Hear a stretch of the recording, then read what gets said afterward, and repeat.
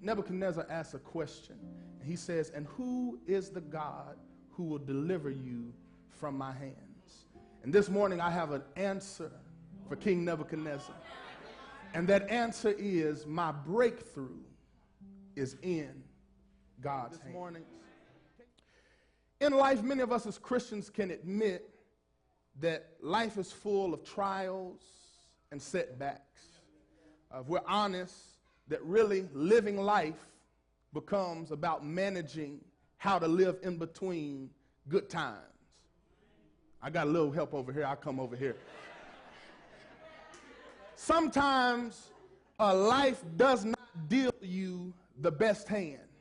It does not give you the best results. Matter of fact, some of us are in here this morning because we need God to do something for us. Some of us came in here this morning with high expectation because we need God to perform a miracle in our lives. Some of us this morning came down to the altar with our burdens to give over to the Lord because we need Him to give us a breakthrough. And breakthrough is one of those words that used to carry some weight, but in the church it's gotten watered down. Because now you say breakthrough and everybody starts shouting, woo, I want my breakthrough. Yes, God. Not realizing that breakthrough is not about a shout.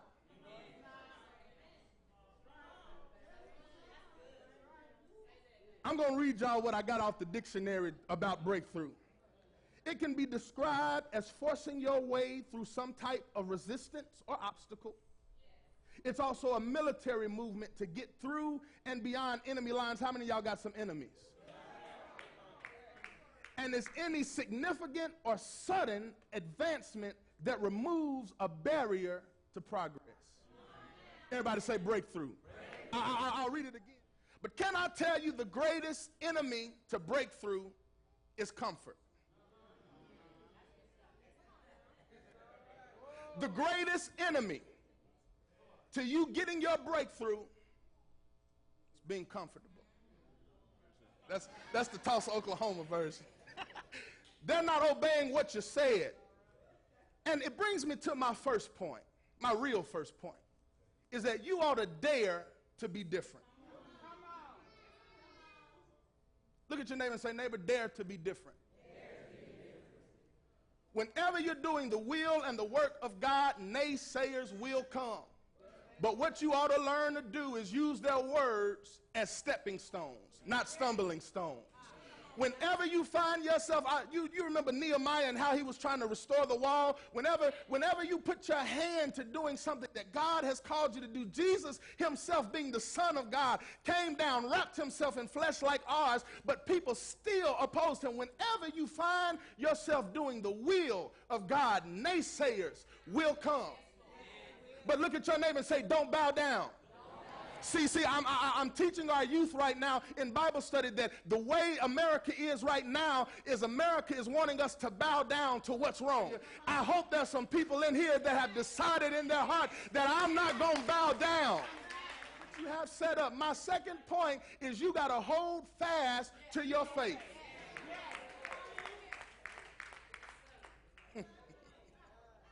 Don't waste time arguing. It's not worth it. Don't waste time trying to prove your point. Just hold fast to your faith. Yeah, some people want to pull you down. Some people want you to bow down, but you ain't got to give them an answer all the time because you know that your God is able.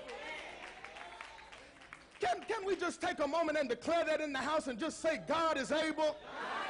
I mean, say it like you really mean it. God is able. Will you help me preach for just a quick moment and look at your neighbor and say, neighbor, God is able? Yeah. Will you look at the next person that you didn't look at the first time and say, hey, I'm talking to you. God is able. Whatever situation you're in, God is able. Whatever's fighting you, God is able. Whatever's trying to pull you down, God is able.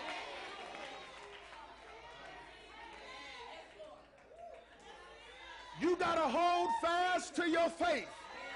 And what's my faith founded on? My faith is founded on Romans 10 and 9. Woo!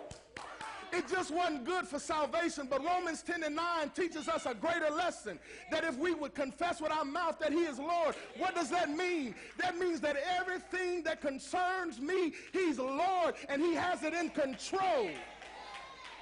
So no matter what anybody says, if it's school, no matter.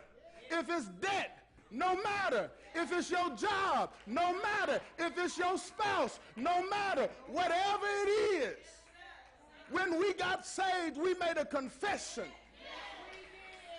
that he's Lord. You ought to look at your neighbor and say, neighbor, he's Lord. He's Lord. And not only did we confess him to be Lord, but then we were charged to believe in our hearts that he can do the impossible. Why do we believe that he can do the impossible? Because he raised Christ from the dead. And I don't know about you, but last time I checked, I've never seen somebody raise somebody from the dead and they're still alive. I know, he said, let me put my glasses on. Why do we do that? We put our glasses on and then we look over them. Have y'all ever done that? We say, let me put my glasses on, and we, like putting our glasses on still help us out looking over them. He said, let me look. 1, 2, man, I see 4 men loose, walking in the midst of the fire, and they're not hurt. And the form of the fourth is like the Son of God.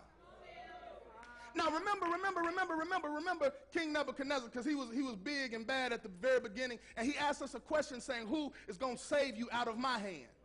And my third point to you all today is that we have to know that it's in God's immediately. That's the good thing about God, that whenever we go through our trials, whether we feel him or not, whether we see him or not, as soon as we get in the trial, he's already in there cooling down the flame. And I like what the story said, because the Bible talks about how when they got in the fire, they didn't get burnt, but everything on them that was binding them got loosed.